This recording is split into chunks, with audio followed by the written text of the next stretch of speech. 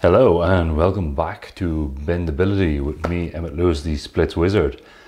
First off, thank you for joining in. Took a week off last week. Just give myself a bit of a summer holiday, you know how it is. And we are back. So, thanks everyone as usual for all your comments, feedbacks, likes. Awesome to get them.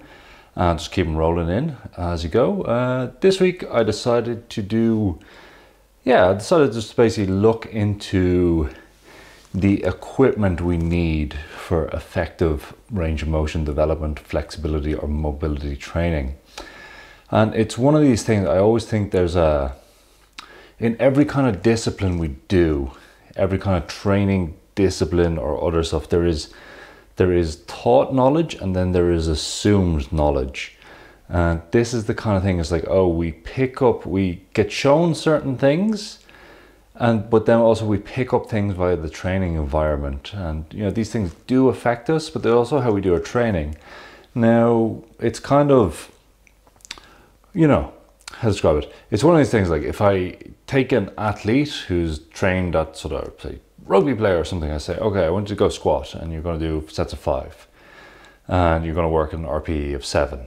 So then we have made the assumption that this person knows what a squat rack is, what a squat is, that I mean a barbell squat, not a dumbbell squat or something else, because there's no prefix before it.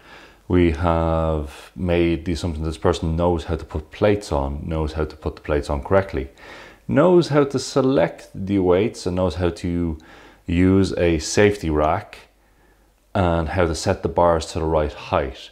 We know this person then knows, what the RPE scale is. All this kind of assumed knowledge. But a lot of it also comes from this is all stuff that can be taught, but other stuff will be learned by experience. Like, the floor is wet at the squat rack, so it feels unsafe, so then I will do something else.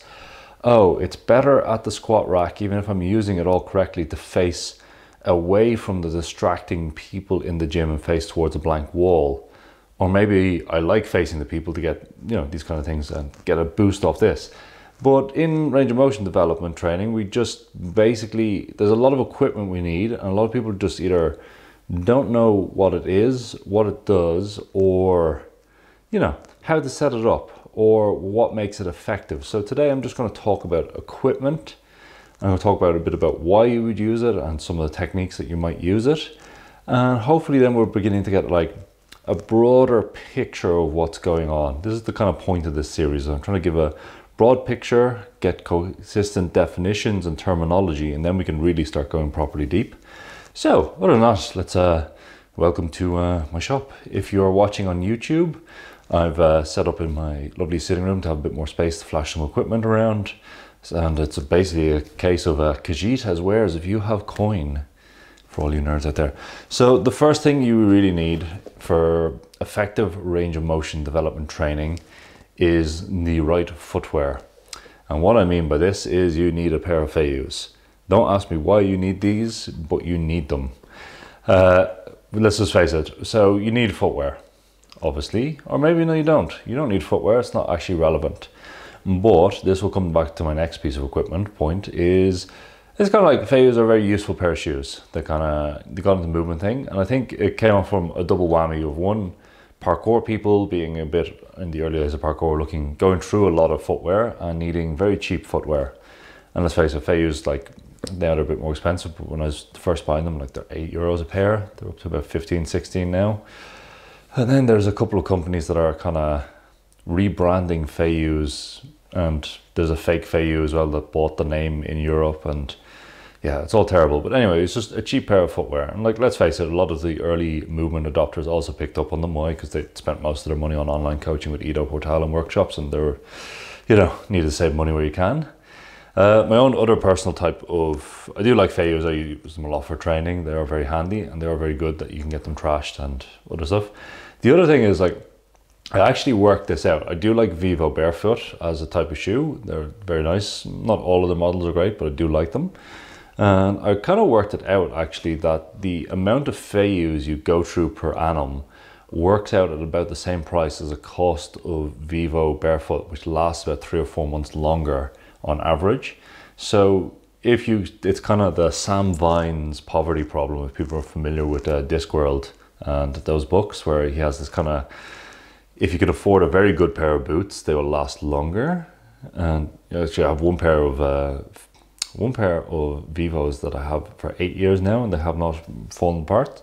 And I've walked up and down mountains, volcanoes and everything with them, so they were very expensive at the time, but they have lasted. They've lasted longer than any of the Vivos I have, or not Vivos, Feiyus, where I seem to probably get about 2 or 3 months out of a pair of Feiyus before it gets the Feiyu out, and then it's kind of indoor training only.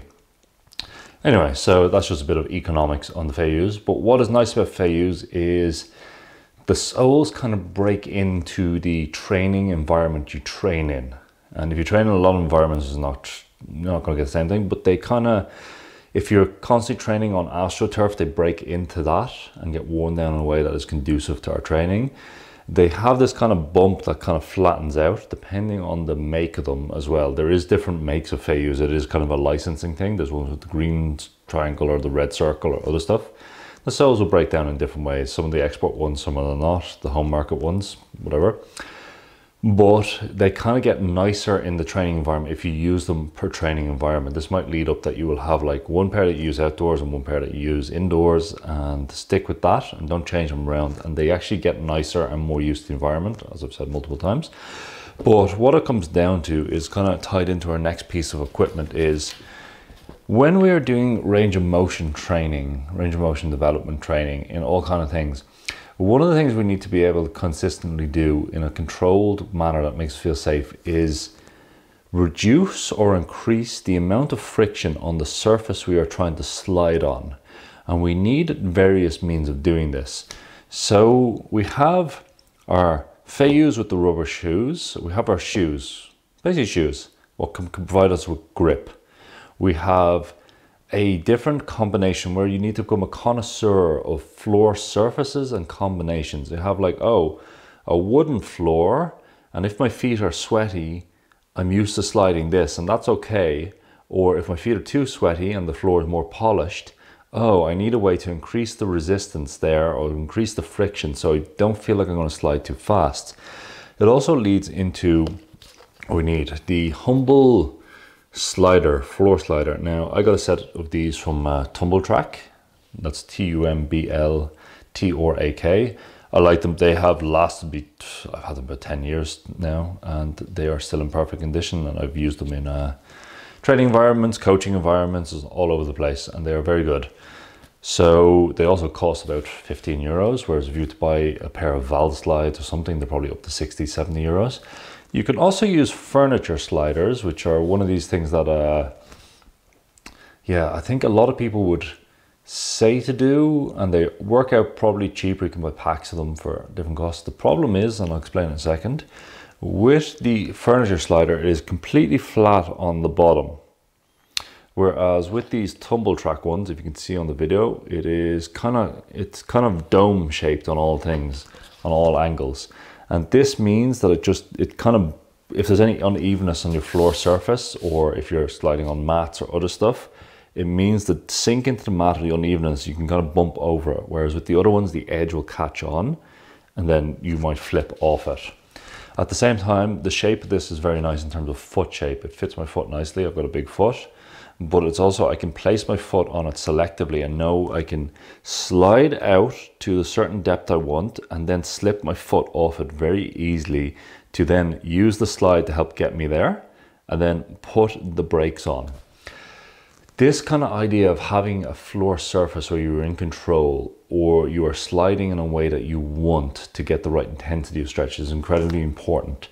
A simple example of this would be doing a bridge. Oh, I'm doing a bridge, I want to push my chest over my hands, but then when I push through the ball of my feet, the socks I'm using on this floor slide out and don't allow me to grab onto the floor to actually move the chest. So these kind of considerations need to go in. Oh, I am performing Cossack squats, and as I go down into the bottom of the Cossack squat, I don't want to feel my heels slide out further, which will help me fall off balance. So all these things kind of apply to it. Oh, I'm really stiff and I really just want to slide in and relax into the stretch. But as I go into my middle splits and I reach the end of the thing, the end of it, the force vector of me sliding the legs laterally doesn't actually slide easy enough, so I need to reduce the friction. That just jams my head of my trochanter into my hip, into my pelvis, and it just doesn't feel nice. And that stops me enjoying the stretch and getting the most out of it or being able to breathe properly. So these kind of ideas of becoming a connoisseur of floor surface and having ways to alter your floor friction surface, either to provide more resistance, less resistance, or resistance that you can control. This is what I kind of like about the phases. Like, it's quite easy to kind of shimmy and slide on them, but then when you need to apply for, say, an isometric stretch or hold a position, you can. Whereas other shoes, not always. At the same time, something that has a more tight toe configuration and tight thing that doesn't allow the foot to articulate, something say like an Olympic lifting shoe, sometimes they can lock the foot down. So you might be trying to keep the foot in a certain way or point or flex it. This is the other thing when we consider on footwear, is if it has a kind of a non-round edge on it, it can be quite difficult to apply kind of contractions where we are flexing or pointing the foot or everting or inverting the foot or pronating, supinating, whatever we're trying to do with the foot, which can aid and benefit a lot of the positions we want to do. This can be difficult, and having something that allows it an unrestricted range of motion in the foot can be very beneficial. It can also be, like, obviously barefoot is the best thing. Ballet slippers are pretty good for this, but at the same time they may not have the right friction for the floor surface we want, and this is what we're getting at. So first kind of tools, ways to control, reduce and increase the friction of the surface we may or may not be sliding on. Next tool up. This is one everyone needs to buy for all stages of their training, whether you're beginner or advanced. Hold up my set to the camera. You need a set of ankle weights. The thing with ankle weights is you need the right set of ankle weights. And what I'm really saying is you need a way to tie weight onto your extremities. And I have these set of ankle weights or wrist weights, or whatever you want to call them. They are adjustable, and trying to find a set that are adjustable is better. The ones I have go up to, I think it's, yeah, whatever, 8 kilos or something, and they're adjustable in half kilo increments. So these are super useful. You want ones that have good basic Velcro that will stay in place and not slide up and down. You don't want to get the ones that are set weight. It is better value in the short and long term just to spend, I think these have cost me 50, 60 euros, they're not a lot. When you will use them for a very long time. They're very heavy duty. Whereas if you had to buy like a set, like a 1 kilo fixed set, and it's not really there. Your other option is, if you are tight in cash, but if you have a set of rings, is you can just basically put weights through a ring strap and strap them, crank them on to your limbs that way. It will work, it's slightly uncomfortable, but there is a way to do it. But what you want is basically, we want to be able to make our legs and arms heavier. That's what it comes down to. Let's just say it as it is. So obviously I could hold dumbbells with my hands and that will work, but I can't hold them with my feet. Though you can a little bit with kettlebells in some positions, but these just take, like, if you're doing side split flies or split flies or kicks and other stuff and you've got weights on, the kettlebell will come off at certain points, or will feel like it's going to come off. That will inhibit your motion. With the weights and with them nicely strapped on, they feel very comforting. They feel like, okay, nothing is going to happen, nothing's going to slip off, I can just get on and do my exercise. So that is what we're looking for, is we really want a nice set of wrist or ankle weights. They're immensely useful. At the same time, they can be used for other things as well. I don't know, air boxing, because everyone likes to box holding weights and be cool that way. Anyway, so what you want as well is adjustable. You want a way that they can be incremented up in about, you know, it would be better, like my ones are 500 gram increments, which is a bit too much. For some exercises, you might want to actually have ones that increment 250 grams. If you could get that, that would be better, but you've got to work with what you can get. Other than that, as I said, I really like these ones because they are not so padded, but they're adjustable and they go up quite heavy. And that's kind of thing is like everything's, oh, ankle weights, oh, 1 or 2 kilos. No, eventually you will be using 10 kilos on your legs and stuff like this, 16. You know, this kind of thing. Like I've even had people doing 20 kilo adductor flies. So, you know, bear with it. Kind of leads on to our next thing is we need, and I'm not going to bother to hold these up. We need weights. We need a way of applying resistance to the body. This could be done with a partner, so you need to keep a partner in your gym bag and pull them out whenever you want them to do this and go, hey, apply the exact amount of weight we want done to me, or you need some resistance. And this is kind of what people don't get to in stretching a lot of the time is we need an effective loading to actually initiate what we want to be changing. And just to do it all with body weight, what is possible, a lot of time it's just not. A lot of time, depending on people's training history, particularly people who have like a history of resistance training, then the loading they get from body weight is insufficient to actually initiate a change. So what we need is a selection of resistance. We need dumbbells. You know, dumbbells, we could do everything with dumbbells. You don't need anything else other than a nice set of adjustable dumbbells. Obviously, access to a full gym is perfectly nice. And obviously barbells, plates and machines and cable things, they're also nice as well, but they would play a role either on we're changing an exercise to something that is a beyond end range training exercise or an end range training exercise. So we have to think about those terms as well. They mean different things, and just think about that. And this is the kind of thing. So when we have resistance, then we can apply the protocols of resistance training, linear progression over time, increase either volume, frequency, intensity.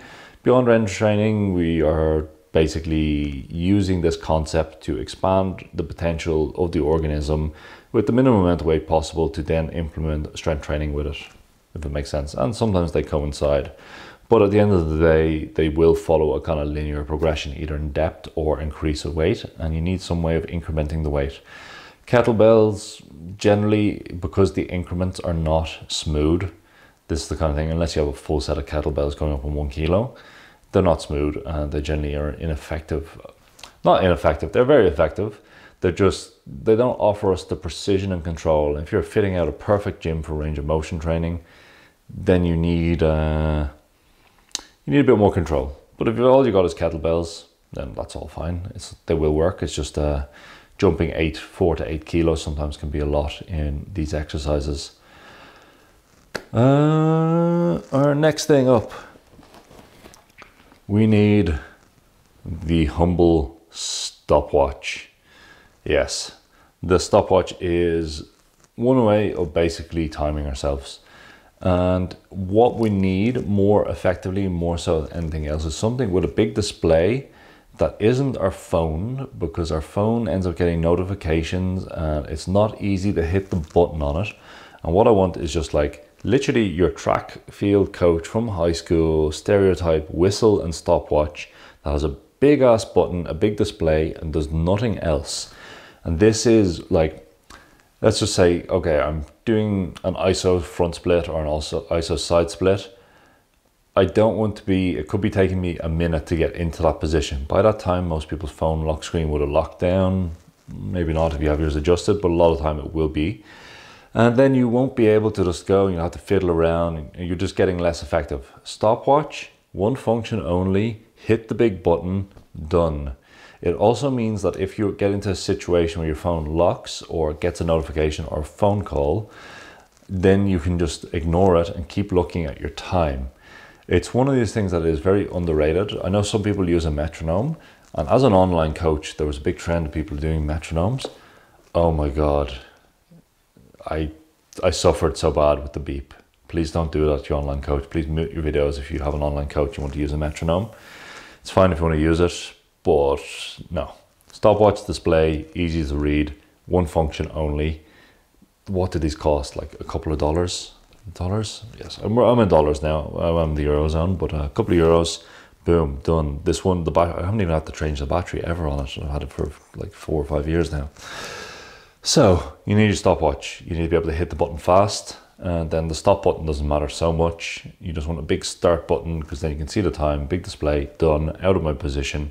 You want it to be able to be readable and not do anything weird. This is the other thing with phones, like, oh, I'm trying to, suddenly I turn upside down or it goes sideways and my screen rotates and I can't read it properly. Ignore. Also, you're videoing yourself with your phone to check your form all the time. Next up, we need the Humble foam block. A tool that is called a yoga block, but is a foam block. You know, I think these were originally in gymnastics and Pilates before they became yoga blocks. Open the correction on that one, but I do think that. Anyway, we need the blocks. What we're actually talking about is we need a way of raising and lowering the floor surface to either make contact points with our limbs or contact points with our hands, or support points where we can actually reduce our own body weight by taking the weight into our hands. So it's transferring the load from the limbs that are working the legs, say, to the arms or vice versa, or reducing leverage. This is what these blocks do. The foam blocks are very interesting because we use them as a training tool in the modern methods of mobility a lot to provide when we're doing an isometric. The reason we would use a foam block versus say a hard block is the foam block has a bit of give to it, it has a bit of squeeze. And what this means that if I'm doing a compression isometric, then if I compress, say I'm doing a side bend in a pancake and I put the block in, I have a contact point where I go, okay, it's making contact with my fourth rib, and I know next set I'll try to go a bit deeper. But at the same time, there can be this idea, if you're going too deep, you won't feel the block squish when you apply an isometric. So what you're applying difference from an overcoming isometric to a concentric quasi-isometric. And we want to, if we're doing an overcoming isometric, we want to do an overcoming isometric. If we're doing a concentric quasi-isometric, we want to do that. If we're doing a vector assisted, we want to do this. So the squish on the block gives you the feedback that like, okay, I feel the block bending underneath me. I can feel it actually warping and deforming. This means that I have set up the block at the right height. I can pull myself deeper and press against it in such a way that I am achieving an effective isometric. At the same time, they only squish a limited amount. Well, they could probably squish infinitely if you had a hydraulic press, but I don't. I am a hydraulic press. But they would basically give us just enough feedback to know that we are effectively applying an isometric, where versus being too squishy and then we're not doing an effective isometric, we're doing some weird kind of taffy related concentric quasi-isometric, blah, blah, blah. So this is what's kind of useful. At the same time, because they're squishy, they're a bit more comfortable. If I'm doing a split and I'm putting it under my crotch or putting it somewhere to sit on to do a more relaxed position, having these ones with no corners or made of foam is just a bit more comfortable than having something solid. The other thing I like about these blocks versus say a rolled up mat or something is because they are adjustable. We have our three sides. We have the narrow side, the wider side, the big side, and the fat side, blah, blah, blah. This means that we can also have a bit of a success moment when like, oh, I'm doing side splits and I'm doing them to blocks. My calves are now touching the long bit. Okay, cool. 2 weeks later, oh, they're touching the more narrow bit. Oh, they're touching the flat block. Blah. Okay, now I can move it up to my inner thighs and I can repeat the process this way. So it gives us a sense of linearity to our stretching results. And this can be very useful. It's the same with like doing bridges. I'm doing a bridge, I'm putting my hands on blocks. I can now walk my feet in so they're 50 centimeters from the hands and my hands are elevated one block. I'll go up 2 blocks, my feet and hands are now 70 centimeters apart. I will compress further, 50 centimeters, boom, increase. You know, it's not a precise science, but it's definitely a way of like having a definite level of scaling and other stuff that is very nice that can be a bit difficult to achieve. With the idea of blocks, for also effective range of motion training, we need some way of raising and lowering the floor. And what I mean by this is the simple plyometric boxes are these wooden boxes or gym benches, or my favorite actually is the stackable horses they have in gymnastic halls. We have the horses that are not, you can use them for vaulting, but they're not the triangle ones. They're the ones that are straight up and they have they slot together very nicely. Take them apart and they're very useful. This is very useful because it is narrow enough that we can put our hands on it. At the same time, we can have our hands basically a handstand width. We can also use the length. We can also go on and off them with our torso or legs if we're doing something like back extension or development work that way. At the same time, being able to raise and lower them more precisely is a bit better. These ones are generally about like, if I remember right, 16 inches. So having something in between that as well is very useful. And we want to be able to do this, one, because let's say we were working Jefferson curls. Let's say we can't touch our toes, and we get to the point where I can't touch my toes and I'm holding weight, and now going to the floor is ineffective and I need to go deeper. So we need to be able to raise ourselves up. It's the same with training bridge. I want to get to a point where I can train a bridge, so I start with my feet elevated bridge techniques. So I will do all of them up to the point where, like, okay, I can now perform a good bridge. And here's a very good tip for you. If you're training feet elevated bridge, what I do to decide whether I'm ready to work on the floor or not, I generally have people always just work at the same set height and not really reduce it down incrementally. You just basically work that till you feel you're getting a good position, or you feel you have a good significant change in your position. I then grab a very useful tool, which I haven't got with me, called a pencil. You may have heard of them. And I will hold a fixture, a freeze frame on a video, and I'll connect the hands and the feet with the pencil. And then I'll tilt it so the pencil is level with the ground. Once the pencil is level with the ground, I will look at the bridge and go, does that look like a bridge to me? Or does it look like it will, what's a reverse bridge? Whatever. Does it look like it will cross a body of water? It does. It is a bridge. I tell the person, try it on the floor, just push. And then most of the time people will be able to replicate it on the floor, and they'll be like, oh, it's still just working up so high. How did you know? That's how I knew.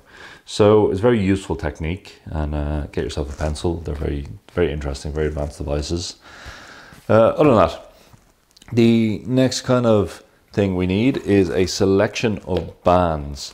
Now I'm going to hold up a few bands. The first one we need, that most people don't really know about in the kind of circles I'm talking about, is the long TheraBand. Now, you would have probably come across these if you go to physio, and they generally hand them out like free. What we would use these for a lot of time in kicking exercises. Eventually we want to be able to train this end range pull beyond where we're going. And this is where kicking gets effective. We use this a lot in rhythmic gymnastics as the main kind of thing, ballistic kicking exercises. And it is one of those things that there was a lot of studies on this, like having girls have 10-15 degree increases in jumping split leaps in 6 weeks from this kind of training, which is immense when you're thinking the level they're operating senior level. So having these kind of ideas, and what you need to do is to tie a loop into them, tie a loop in the end so you can put it around your foot, tie it in and have it at roughly the max distance of your split. Or if you're kicking, you can adjust it so you will stand on it, and that it will come on hard at the last kind of 10% of the kick. And then you'll be told to kick through the band. Kick through the band and then let it pull you down. Kick through the band. This is a form of accommodating resistance, similar to what we have in other stuff, but it applies to these kind of kicking drills. And this is one of the big secrets on how rhythmic gymnastics, or not really a secret, everyone in rhythmic gymnastics knows about it. And there's even specific bands you can buy that will have the foot loops in them. But a tube or a roll of this is cheap as fuck, so get it and then apply it to your kicking, all your kind of drills like that. Obviously you could probably do it with a cable station. This is one of the ones you can do anywhere. A cable station, you would need cables set up and other kind of pulley systems, which is also effective. This is basically gold. It's also very useful if you want to be doing running, jumping and split leap drills, which are always a bit out of fashion, but at the same time these are very, very useful. A form of plyometric stretching as well, if we think about it that way. The other kind of tool is the thicker band. So I have just a normal floss band here. These are very useful. The interesting thing about these kind of thicker bands, and I have a loop band, is the thicker bands are good for just kind of freestanding thing. If I wanted to do shoulder exercise like dislocates or pull aparts or other kind of range of motion development exercises, they're quite nice. The other kind of thing is if I was doing upper body concentric quasi-isometric style exercises where I was pulling deeper into my end range, I can also set this up in a way that it jams against the body. If you see what I'm doing here, I'm doing rear delt movement, but then consistently pull against it. That will provide the overcoming isometric for this zone that I can then release the band very quickly and use the facilitated muscles to pull myself deeper. So very useful. Obviously you can't hold them with your feet, but maybe you can get your toes articulating a bit better. But at the same time, this is just one of the uses you could do with it. It's also like floss bands. We also have all the joint distraction and other stuff we could do with it. We'll talk about that some other time. Now, the other kind of thing is a loop band. What loop bands are very useful in terms of locking onto something and being able to adjust it up and down a pole to then provide some kind of vector force. It is providing force, and the force is going in a direction that is not directly into gravity. So that's kind of what makes these interesting. It's like, oh, we're obviously, gravity's always pulling down, we throw up, gravity vomit, baby. But what we're looking at is, oh, I want to be able to pull backwards into extension with my arm. Okay, cool. How can I set that up? Oh, it's not really doing it. Oh, okay, cool. I can set it up with the band. Oh, I want to provide distraction. Now, personally, I'm kind of off a lot of these joint distraction techniques. They're very good for getting short-term change, but they don't really do it long-term for me. So we basically would just work on this kind of idea that we have the loop band. The loop band can be looped around things and provide the kind of force or vector we want to assist us or resist us in the right way. It always takes a bit of fiddling to get it set up, but once you have these kind of ideas set up, you can use them a lot. At the same time, they're portable. This is like what it comes down to, very portable, very useful. You could do the same with a pulley station. But once again, are you carrying a pulley station around? Not really. With the idea of our band, we also need something to attach the band on. What every home gym and gym needs is a set of Stahl bars. The interesting thing about Stahl bars is everyone spells them S-T-A-L-L. A Stahl bar is named after someone whose name I can't remember. I think it was Ludwig Stahl, a Swedish guy anyway, and they are spelled S-T-A-H-L. So correct your spelling. But anyway, the Stahl bars are one of these gymnastic things that are incredibly useful because they have bars on increments like a ladder, set of ladder bars for those you call them that. And if we're using our bands and we want attachment points to our bands, we have them. At the same time, one of the lesser known uses of them is your classic gym bench. Always has these kind of dangly metal things at the end of it. And you probably wonder why it does when you're sitting in PE class at school going, what is this metal thing for? Is it a handle? No, not really. It is to hook onto the Stahl bar, and then you can increment it up and do a lot of kind of reduced, if we think about we're doing like hanging leg raises or similar kind of exercises, and this is the vertical diagonal, the vertical axis to gravity is the one that provides the most resistance.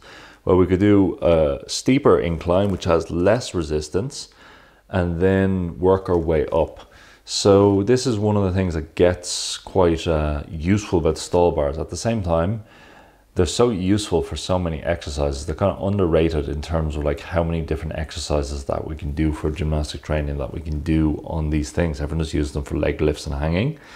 There's so much more that can be done on it. We can do a lot of Maltese work, planche work, resistor work, press work, blah, blah, blah. There's so much more that can be done with them. They're very useful. I should probably do a video on all the things you can do on them, but maybe some other point.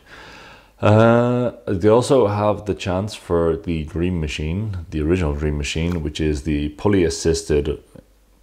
It's basically a gym bench that has pulleys that are attached to rings on it. Well, it has a sliding thing.